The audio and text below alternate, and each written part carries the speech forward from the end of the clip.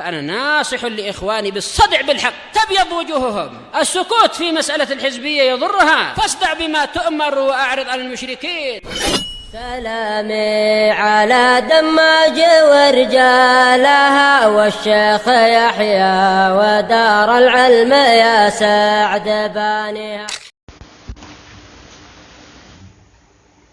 الحمد لله رب العالمين والصلاة والسلام على رسوله الأمين وعلى آله وأصحابه ومن تبعهم بإحسان إلى يوم الدين. أما بعد. Kita lanjutkan setelah kita tadi murajaah tentang syarat-syarat hadis sahih. Di sini ada penjelasan lebih lanjut ikhwani fillah tentang syarat-syarat tersebut dalam bentuk tanbih. Makna tilka syuruti ala tartib. Makna dari syarat-syarat tersebut secara urut. Ini untuk semakin menguatkan 5 syarat yang telah kita lewati ikhwani fillah dengan satu syarat tambahan, yaitu syarat ke-6 khusus untuk hadis yang perawi-perawinya dari sisi dhabt kurang. Qala al-awwal alla yakuna as-sanadu munqati'an bi ayyi suratin min suwaril inqita'il jali awil khafi. Pada syarat yang pertama dari syarat hadis sahih yaitu apa? Apa tadi syarat yang pertama? Muhammad, ittisalus sanad. Ini harus di luar kepala. Nah, 5 syarat ini harus betul-betul dihafal ikhwani fillah, ditambah syarat yang ke-6. Kenapa? Karena kita intinya yang dicari dalam mentahqiq hadis ya, mencari hadis yang sahih. Jadi untuk menghukumi suatu hadis itu sahih harus dilihat syarat-syarat ini ada tidak. Nah, sehingga syarat-syarat ini penting untuk betul-betul seorang talib ilmu hadis mengetahuinya dengan kokoh. Nah, dipersyaratkan yang pertama ittisalus sanad, bersambungnya sanad. Maksudnya apa? Alla yakuna sanadu munqati'an. Hendaknya sanadnya tidak terputus. Makanya dalam tanbih dikatakan alla yakuna sanadu munqati'an. Harus bersambung, yaitu tidak boleh sanadnya terputus. Bi ayyi suratin min suwaril inqita'il jali' awil khafi, dengan semua bentuk dari apa? Bentuk-bentuk inqita', bentuk-bentuk keterputusan sanad. Baik itu inqita'ul jali' awil khafi. Di sini isyarat bahwasanya inqita' ada 2 jenis ikhwan. Inqita'ul jali' yaitu terputusnya sanad yang jelas. Awil khafi atau terputusnya sanad tapi apa? Khafi, yaitu tersembunyi, dan ini lebih sulit. Fa kharaja bidzalika, maka keluar dari persyaratan ini beberapa jenis hadis. Yang jenis-jenis ini masuk dalam hadis kategori dhaif, atau dengan istilah yang lebih luas apa? Mardud. Yang nanti akan dibahas di sana. Yaitu keluar dari persyaratan yang pertama al-haditsul mu'allaq. Hadits mu'allaq. Karena sanadnya tidak bersambung. Jadi seorang perawi langsung mengatakan apa? Qala Rasulullah sallallahu alaihi wasallam. Wal mursal, atau hadis yang mursal. Wal mu'dal wal munqati' wal mudallis. Adapun hadis mu'allaq, mursal, mu'dal dan munqati' ini jelas inqita'nya. Sedangkan mudallis ikhwani fillah tersembunyi inqita'nya. Dia terputus tapi seakan-akan apa? Bersambung. Namanya inqita'ul khafi. Hadis mudallas akhwan. Untuk sifatnya mudallas, kalau perawinya mudallis. Baik, hadis mudallas, yaitu yang terjadi tadlis padanya. Sebenarnya perawi ini tidak mendengar, tapi tatkala dia meriwayatkan dari syekhnya seakan-akan dia bersambung dalam periwayatan. Dan nanti insyaallah perincian jenis-jenis hadis tersebut di tempatnya. agar tidak rancu. Kemudian yang kedua, wa alla yakuna ar-rawi majruhan fi dini. Fala yakunu kadzaban wala muttahaman bil kadzib wala fasiqa.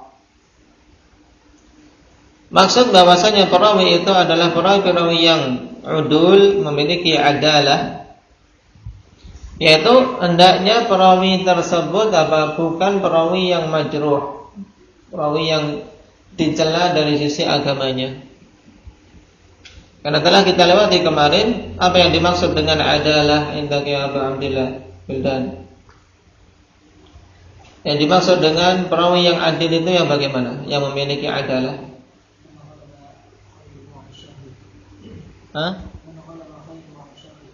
man ghalaba khairuhu min syarrih. Tayyib, atau man ghalaba alaihi ta'ah. Siapa saja yang mayoritas pada dirinya dominan ketaatan. Ya, seseorang yang sifat ketaatan itu mendominasi.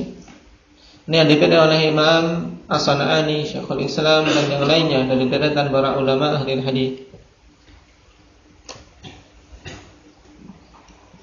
Nah, berarti keluar darinya ya orang-orang yang pendusta, muttaham bil kadzib, yang tertuduh dengan kedustaan atau fasik. Dan ini sifat-sifat yang sangat tercela,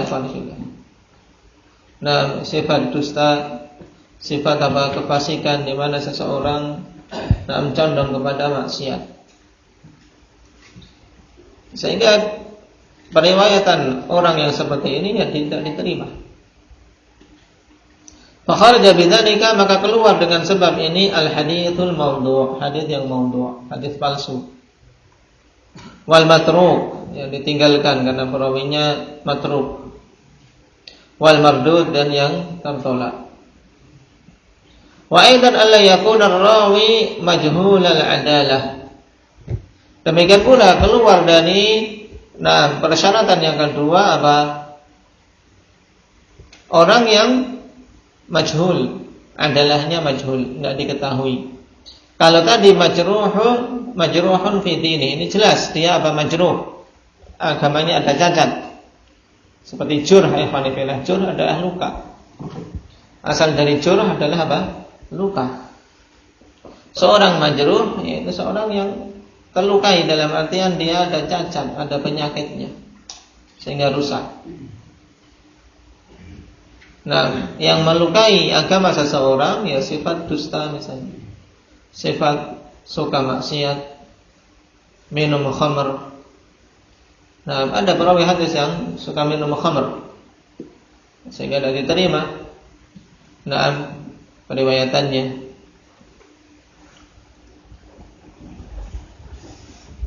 Dan seterusnya. Juga tidak boleh perawi itu majhulul adalah. Dari sisi keadilannya tidak diketahui, tapi harus betul-betul diketahui adalahnya. Kalau tidak diketahui, maka tidak bisa kita terima hadis. Fa kharaja bidzalika haditsul majhul wa haditsul mubham. Hadis yang diriwayatkan oleh perawi yang majhul atau yang mubham. Majhul ada orangnya tapi tidak diketahui keadaannya. Kalau mubham fillah, hanya penyebutan an fulan atau an rajulin min Basrah misalnya, tapi tidak diketahui namanya siapa. Ini mubham. Atau an imra'atin, dari seorang perempuan. Ini manusia atau jin, tidak tahu. Yang ketiga, makna dari syarat harus perawi-perawinya dhabit atau tamud dhabt. Ala yakuna ar-rawi ghairu dhabitin. Maksudnya apa? Perawi-perawinya itu tidak bukan termasuk perawi-perawinya itu bukan termasuk yang yang memiliki hafalan lemah. Maksudnya jadi harus perawinya itu memiliki hafalan yang betul-betul kuat.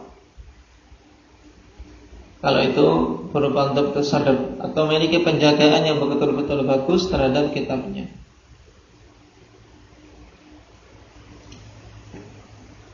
fala yakunu sayyi'al hifdin wala fahishal ghalat.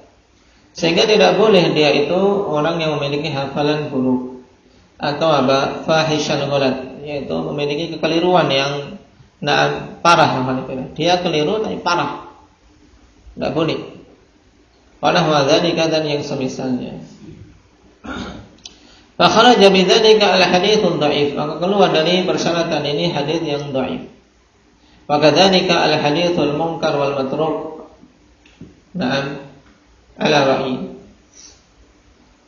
Baik, demikian pula hadis munkar dan hadis matruk menurut salah satu pendapat. Maksud ala ra'yin ini dan isyarah di sana ada khilaf.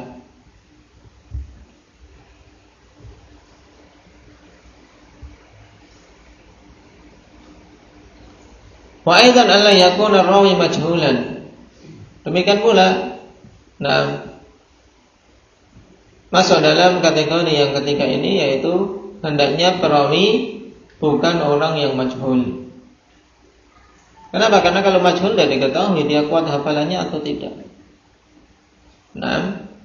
Wa kharaja bidzalika haditsul majhul wa haditsul mubham sama. Karena betul-betul di sini dalam syarat yang kedua dan ketiga kita harus betul-betul tahu siapa perawi itu, dari sisi keadilannya dan dari sisi kekuatan hafalannya. Kemudian keluar dari syarat yang keempat, ya tentunya hadits yang syadz, karena dipersyaratkan alla yakuna al-haditsu syadzan. Hendaknya hadits itu tidak syadz, tidak menyelisih perawi yang lebih kuat atau lebih banyak jumlahnya. Dan syarat yang kelima, alla yakuna al-haditsu ma'lulan. Hendaknya hadits itu bukan hadits yang ma'lul.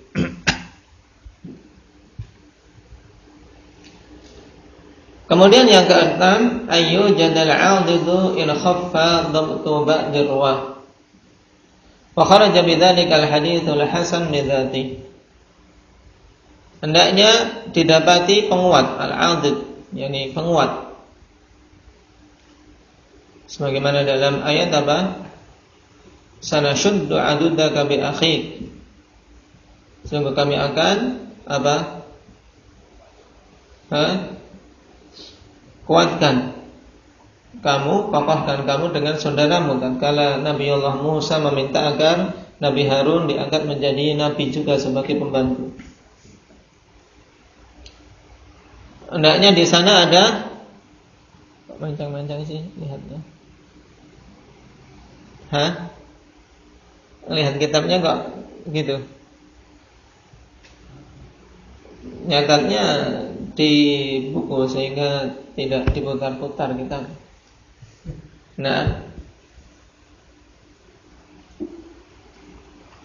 Yang keenam, ayyu jadal 'adidu in khaffa dhabtu ba'd ruwah.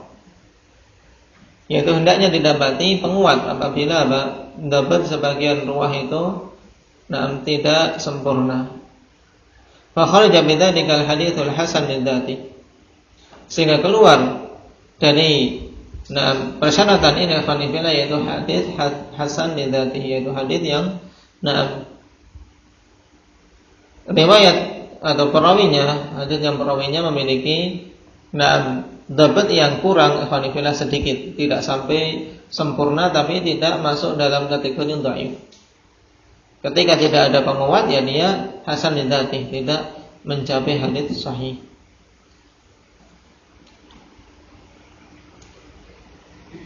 Baik.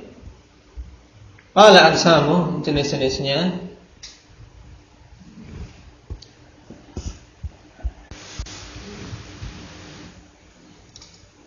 Aqsamu yang qasimul hadits sahih min khilal ta'rif as-sabiq ila qismain. Hadits yang sahih berdasarkan pengertian yang telah lewat terbagi menjadi dua bagian. Al-awwal sahihun lidzatihi wa huwa mattasala sanaduhu bi naqli adlin tamid dhabt min ghairi syudzudin wala illah.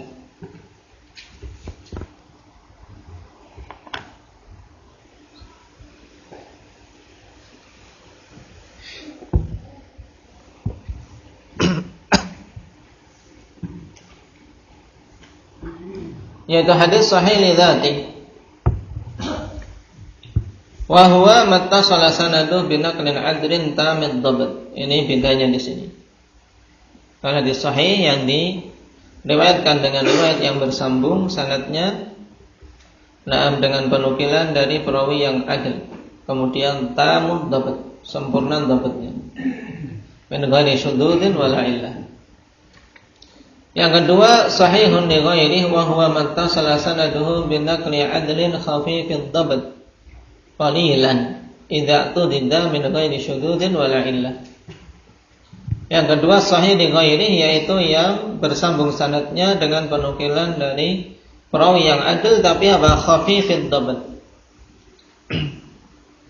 Yang dhabtnya fanifillah ringan, tidak sekokoh yang pertama tadi. Nah, cuman keringannya tidak mencapai derajat dhaif. Sehingga dikatakan di sini khafifid dhabti qalilan. Idza tudida apabila dikuatkan. Ada yang menguatkan riwayat tersebut. Min ghairi syudzudin wala illah, sama syaratnya, tanpa ada syudzud dan illah. Fa huwa fil haqiqati al-hasanu li dzatihi idza ta'addadat turuquhu aw syawahiduh. Maka qanifillah, hadis ini secara hakikat adalah hadis hasan. Hasan li dzatihi, tatkala apa? Jalan-jalannya itu berbilang, yaitu ada lebih dari satu jalan. Aw syawahiduh, atau ada penguat-penguatnya. Wa innama hukima lahu bis-sihah. Nah, dalam kondisi demikian ya dihukumi dengan apa? Hukum sahih. Karena hadis hasan li dzatihi kemudian bergabung dengan hadis-hadis yang lain, sehingga menguatkan yang terangkat menjadi sahih li ghairi. Kenapa? Li'anna khifata dhabtir rawi injabarat bi kathratit turuq. Falam yabqa lil khiffati atharun fi qusurihi an rutbatis sihhah. Dikarenakan kurang sempurnanya dhabtur rawi, akhwanillah. Jadi khifatud dhabt maksudnya tidak sempurnanya dhabt rawi tadi. Injabarat bi kathratit turuq. Ini apa? Terangkat. Ya, jadi dalam artian apa? Tidak berpengaruh ya dengan banyaknya jalan, sehingga apa? Kekurangan dhabt tersebut tidak apa? Berdampak pada apa? Pada derajat hadis yang sahih ini. Jadi kesimpulannya untuk hadis sahih li ghairi, tatkala perawi-perawinya adil, cuman apa? Salah satu saja yang hilang dari syarat hadis sahih li dzati, yaitu dhabt rawi ini apa? Lebih rendah. Cuman datang penguat-penguat sehingga dia terangkat menjadi sahih li ghairi, sebagaimana dilihat dalam bagan hadis sahih, kemudian sahih li dzati dan sahih li ghairi. Dengan contoh akan semakin jelas. Perhatikan contoh ya Alhamdulillah. Misalul hadits sahih li dzati ma akhrajahu al-Bukhari qala haddatsana Adam qala haddatsana Syu'bah qala haddatsana Qatadah qala sami'tu Anas bin Malik radhiyallahu anhu qala qala an-nabiy sallallahu alaihi wasallam al-buzaku fil masjid khati'ah wa kaffaratuha dafnuha. Wal hadits rawahu Muslim. Berarti maksudnya apa? Hadits muttafaqun alaih.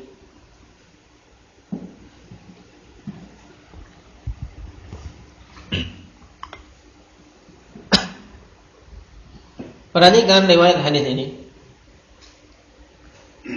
Imam Bukhari yang meriwayatkan dari Adam. Dalam bagan perhatikan ikhwanifillah dari bawah. Qala al-Bukhari, dia seorang imam hafidh. Dia menyatakan haddatsana. Dan haddatsana termasuk sighah yang menunjukkan dia mendapatkan hadis itu langsung dari syekhnya. Kemudian Imam Bukhari menyatakan haddatsana Adam ibnu Abi Iyas, seorang yang thiqah. Dia juga meriwayatkan dari gurunya haddatsana katanya Syu'bah. Dan Syu'bah thiqatun hafidhun mutqin. Ini di atas derajat thiqah. Nah, jadi lebih tinggi dari derajat thiqah, yang merupakan syarat dasar suatu hadis dikatakan sahih. Di sini thiqatun hafidhun mutqin. Jadi tidak ada keraguan kalau datang dari Syu'bah. Nah, dia menyatakan haddatsana Qatadah, yakni Ibnu Di'amah. Qatadah Ibnu Di'amah seorang apa? Thiqatun tsabtun. Ini juga di atas derajat thiqah. Kemudian Qatadah mengatakan sami'tu Anas bin Malik. Adapun Anas bin Malik tidak ada keraguan, dia seorang sahabi. Nah, seorang sahabi dan semua sahabat udul. Wa rutbatus sahabati a'la maratibil adalah wat taufiq. Ini faedah. Jadi kedudukan sahabat ikhwanillah, kalau sudah tahu itu sahabat, ini mencapai apa kedudukan taufiq paling tinggi. Lebih imam, thiqatun hafidhun mutqin. Kalau kita sudah tahu itu sahabat, sudah selesai perkara. Nah, kalau kita sudah tahu bahwasanya yang meriwayatkan itu adalah sahabat. Nah, karena ini mencapai a'la maratibil adalati wat taufiq. Nah, tingkatan tertinggi dari adalah dan juga kethiqahan. Berarti kalau kita perhatikan perawi-perawi ini al-Hanifina semuanya apa? Terpenuhi syaratnya. Nah, qala fatawaffarat fi hadzal hadits syurutus sihhatil khamsah. Maka terkumpul pada hadis ini ya syarat-syarat kesahihan yang 5. Yang pertama, fal isnadu muttasil, sanadnya bersambung. Naam wasiyahu sama'i fihi sami'tu wa haddatsana, jelas. Nah, sami'tu wa haddatsana, enggak ada an yang menunjukkan naam apa keraguan. Harus diteliti kalau pakai an apakah yang meriwayatkan itu seorang mudallis atau bukan. Yang kedua, wa jami'ur ruwati udul, semuanya udul. Mereka adalah orang-orang yang thiqah, bahkan sebagiannya imam, hafidh.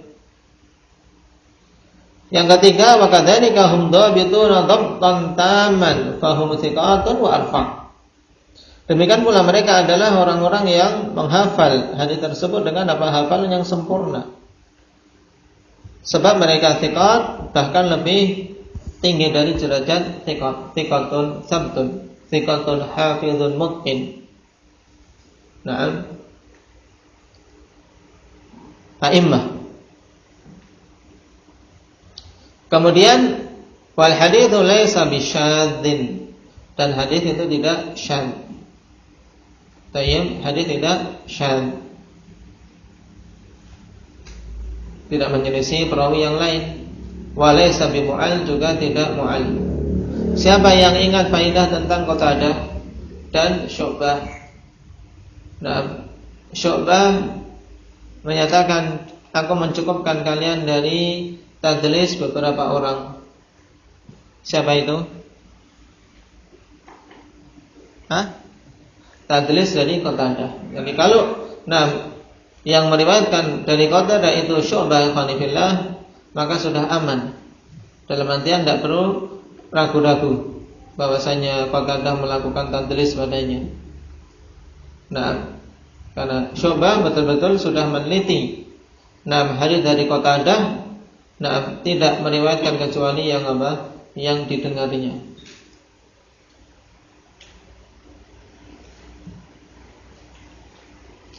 Di mana faedah itu? Tentang masalah Syu'bah ini telah lewat di mana?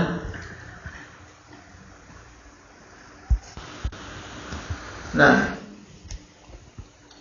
dalam pembahasan fikih. Adapun makna hadis ikhwan fillah jelas, al-buzaku fil masjid khati'ah wa kafaratuha dabnuha. meludah di masjid itu merupakan suatu kesalahan, dosa. Nah, meludah di masjid. Jadi dia di masjid dia ludah. Nah, di lantai masjid, atau kalau masjid itu berupa pasir, dia meludah di situ. Nah, khati'ah. Wa kafaratuha dafnuha, dan kafarahnya untuk menghapus kesalahan tersebut yaitu dengan dengan menguburnya, dikubur. Kalau itu berupa pasir yang bisa dikubur. Kalau tidak berupa pasir, ya dia harus menghilangkannya. Dan jangan sampai dipahami ikhwanifillah, berarti kalau demikian untuk menghidupkan sunnah meludah di masjid kita membuat masjid dari pasir. Ini pemahaman yang terbalik. Karena ini bukan sunnah yang untuk dihidupkan, yaitu seorang meludah di masjid. Ini kalau terjadi seorang meludah di masjid baru apa? Kalau itu memang dari pasir, ya kafarahnya dikubur. Nah, baik.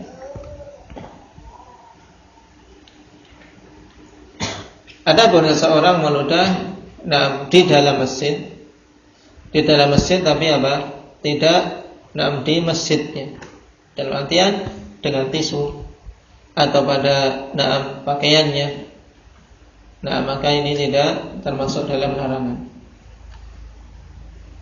Kalau seseorang di dalam sholat ada sesuatu yang mengharuskan dia meludah, maka dia meludah pada pakaiannya, atau kalau pakai imamah di imamah, kemudian nanti setelah itu ya dicuci. Tapi tidak mengapa daripada dia membatalkan sholatnya. Nah, kalau dia membatalkan sholat hanya sekedar untuk meludah, tidak betul. Tidak betul. Di sini juga bagusnya ya, seorang mempersiapkan ya sapu tangan ataukah tisu, sehingga suatu saat ada hal yang mengharuskan dia meludah, misalnya ada makanan. Terkadang sisa-sisa makanan, kalau seorang habis berbuka misalnya, langsung mendatangi sholat masjid, sholat maghrib, sebelum berkumur-kumur masih ada sisa makanan, mengganggu. Terkadang bercampur dengan air liur, tapi tahu ini rasanya ada, sehingga untuk selamat ya dia harus mengeluarkan air liur tersebut. Karena kalau dia tahu, misalnya biasanya yang repot ini biskuit, makan biskuit, ya kemudian dia kan tepungnya pada nempel di gigi. Ketika sholat mencair, ya kan, ini nggak boleh ditelan. Ketika sholat mencair nggak boleh ditelan. Terasa coklat, enak, malah sholat kecap-kecap, nggak betul. Ya, Wahyu.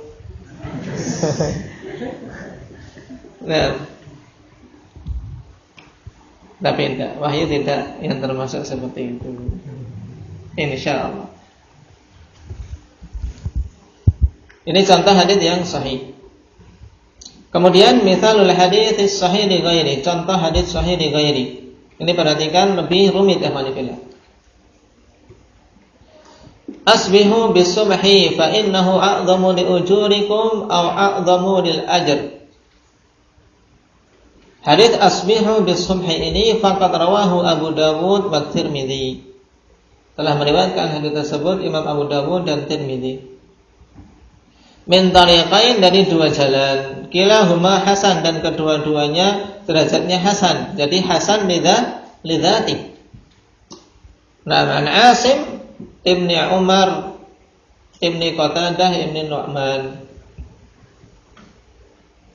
an Mahmud Ibni Labid radhiyallahu anhu an Rafi Ibni Khadij radhiyallahu anhu an Rasulullah sallallahu alaihi wasallam. Jadi, sahabatnya Rafi Ibni Khadij meriwayatkan dari Rafi Ibni Khadij Mahmud Ibni Labid. Ini seorang sahabi juga. Jadi sahabat meriwayatkan dari sahabat. Kalau demikian keadaannya, terkadang boleh kita menisbahkan hadis kepada Mahmud bin Labid, tapi boleh juga dan ini yang lebih utama, meriwayatkan kepada Rafi' ibni Khadij. Mahmud ibn Labid meriwayatkan dari Rafi' ibn Khadij. Jadi kita kalau ingin menamakan hadis ini hadis siapa? Hadis siapa?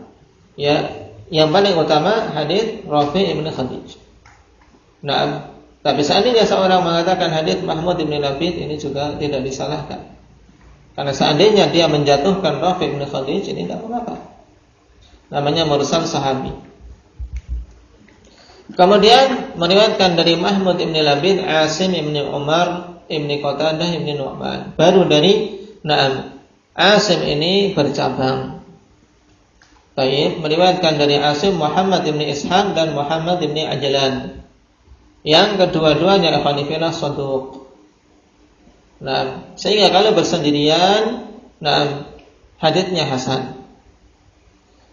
Meriwayatkan dari Muhammad ibn Ishaq, Abdah ibni Sulaiman, dan meriwayatkan dari Abdah ini Hannad As-Sarri.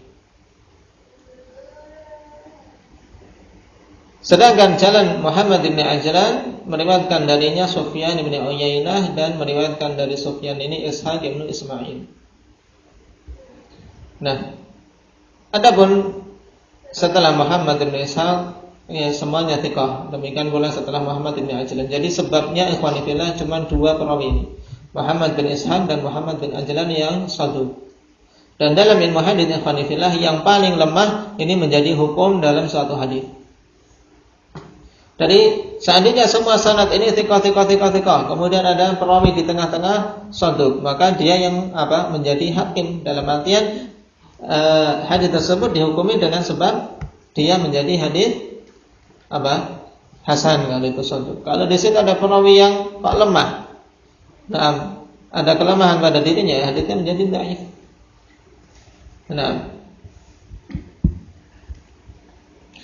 Dan gambarannya bisa antum lihat dalam diagram tersebut. Faedah min awsafi rawil hadits as-sahih thiqatun thabtun aw arfa. Sebagai faedah di antara sifat-sifat perawi hadits yang sahih, yaitu thiqah atau thiqatun thabtun atau thiqatun imam, thiqatun mutqin hafiz. Ini semuanya haditsnya sahih. Kemudian wa min awsafi rawil haditsil hasan saduq.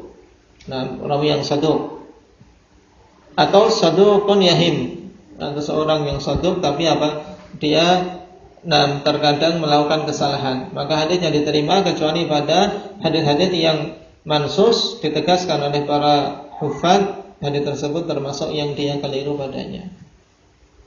Jadi ingat-ingat pembahasan tentang hadis sahih dan penerapannya nanti. Cuman dipelajari dulu atau di murajaah dan dihafal syarat-syarat hadis sahih sampai mungkin. Baru kemudian berikutnya mempelajari tentang kalimat-kalimat jarh wa ta'dil dari para ulama untuk bisa menghukumi derajat perawinya masuk kategori apa. Kami bihada. Atau sebelumnya khonifirah makna hadis. Makna hadis asbihu bisubhi, yakni maksudnya dalam sebagian riwayat asfiru bisubhi, yaitu lakukan salat subuh sampai betul-betul yakin telah masuk. Tayyib, yakni berarti sampai betul-betul fajar itu jelas. Di sini ulama khilaf tentang al-isfar dan al-ghalas, mana yang diutamakan. Tapi digabungkan riwayat-riwayat yang ada, ikhwanifillah, bahwasanya salat subuh kapan sudah jelas waktu fajar, kemudian seseorang melakukan salat sunnah 2 rakaat, ya segera ditegakkan, kemudian diperpanjang sampai waktu isfar, yaitu sampai waktu mulai terang. Bukan kemudian menunggu waktu terang baru ditegakkan salat. Dan Syekh bin Baz rahimahullah ta'ala menjelaskan sekitar 25 menit setelah fajar, atau sekitar itu. Dan salat subuh ikhwanillah, salat yang menjadi menjadi pembeda sekali antara munafiqun dan muslimun. Dulu para sahabat betul-betul tahu siapa-siapa di antara orang-orang yang munafik dari sisi ini. Ya. Semangat mereka adalah menunaikan salat. Afdhalus salati 'alal munafiqin salatul isya wa salatus subhi. Yang berat bagi orang-orang munafik salat isya dan salat subuh. Maka harus dipersiapkan. Jadi jangan sampai adzan yang kedua baru bangun. Baik. Dia berusaha untuk menahan kantuk. Sebelum salat subuh, seorang sudah salat witir, paling dia bangun jam 4. Kenapa harus kemudian tidur lagi? Atau bahkan setelah salat 2 rakaat qabliyah subuh tidur lagi. Tidur lagi. Gunakan waktunya untuk berdoa, untuk membacatul Quran. Itu lebih utama. Apalagi yang tidurnya seringnya ngeblas, mau melakukan sunnah ittija malah tidak dapat takbiratul ihram, ya lebih rugi. Al-ittija setelah qabliyah subuh. Bagi mereka yang ada di rumah, kalau butuh untuk ittija, mungkin karena capek, dia mulai dia kemudian tiduran baring miring sambil menunggu ditegakkannya salat. Jangan kalau seorang memiliki nasyad, memiliki semangat, jangan disia-siakan semangat itu. Berdoa, qiraatul Quran. Apalagi yang tidurnya tidurnya cepat, ya, mau intijak sampai keluar waktu subuh. Jadi ini tertipu oleh syaitan. Fa'innahu a'dhamu li'ujurikum, karena sungguhnya itu lebih agung terhadap pahala-pahala kalian. Jadi maksudnya itu lakukan salat subuh sampai betul-betul yakin. Betul-betul yakin waktu subuh sehingga sudah terlihat cahaya.